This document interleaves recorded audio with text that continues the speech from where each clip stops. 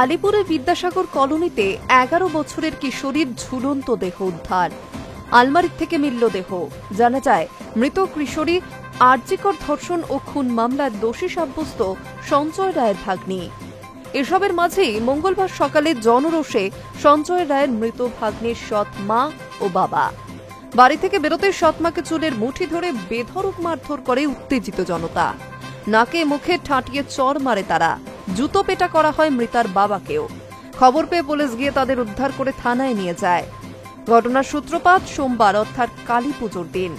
ওই দিনই আলিপুরের একটি বাড়ির আলমারিতে উদ্ধার হয় ৫ম শ্রেণীর নাবালিকার ওই দেহ। প্রাথমিকভাবে আত্মহত্যা বলে অনুমান করছে পুলিশ। এরপরই প্রকাশ্যে আসে বিস্ফোরক তথ্য।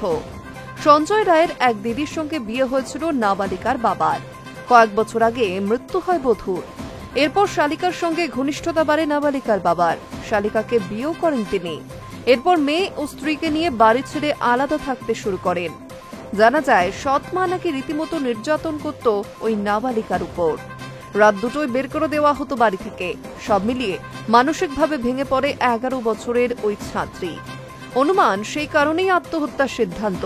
তবে খুনের আশঙ্কা উড়িয়ে দিচ্ছে না কেউই। পরিবারের দাবি, রবিবার রাত থেকে ওই কিশোরীকে খুঁজে পাওয়া যাচ্ছিল না। কিছুক্ষণ পর ঘরের দরজা বন্ধ দেখে সন্দেহ হয়। ডাকাডাকি করেও কোনো সাড়া না পেয়ে দরজা ভাঙেন পরিবারের সদস্যরা। ভিতরে ঢুকেই দেখেন আলমারির কাঠামো থেকে গলায় দড়ি দেওয়া অবস্থায় ঝুলছে কিশোরীর দেহ। দ্রুত তাকে এসএসকেএম হাসপাতালে নিয়ে যাওয়া হয়, কিন্তু চিকিৎসকেরা তাকে সেই সময় মৃত বলে ঘোষণা করেন। High news network.